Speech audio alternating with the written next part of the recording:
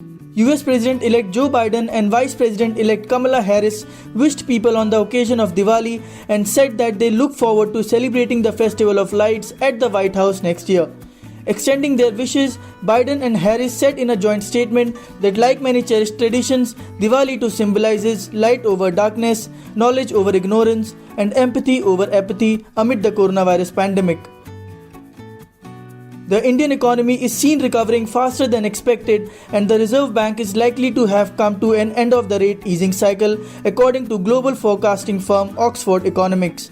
As per the company, the inflation is expected to average significantly above 6% in the fourth quarter of the current fiscal, and the RBI may hold policy rates in December monetary policy review meeting.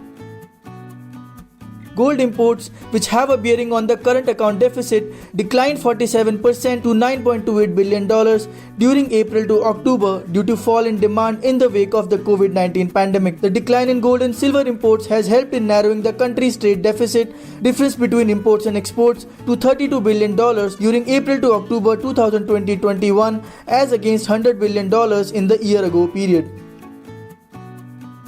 Reliance Industries Limited subsidiary Reliance Retail Ventures Limited has acquired a majority stake in online furniture startup Urban Ladder Home Decor Solutions Private Limited. The company has bought 96% holding in Urban Ladder's equity share capital for a cash consideration of Rs 182 crore. RRVL has a further option of buying the balance stake, which will take its shareholding to 100%.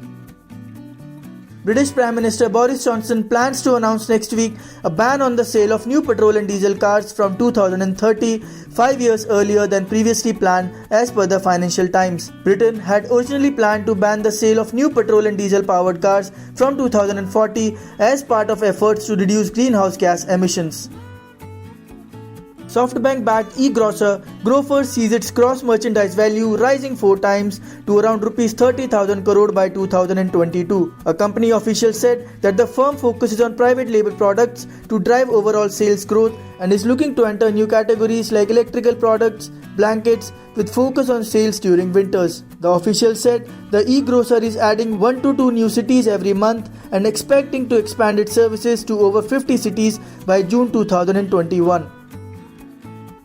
The festive season brought cheers to the automobile industry as bike and car sales picked up during the festival of Diwali amid strong demand and better sales. The domestic sales figures, which largely remained tepid during the first 6 months of the current fiscal, is likely to bounce back strongly in November. According to experts, the auto industry is expecting the sales to go up and cross last year's numbers clocked during Dhanteras. The key factors that are driving auto sales are pent-up demand, preference for personal mobility, festive season offers, and higher offtake from semi-urban Tier 2 and Tier 3 markets.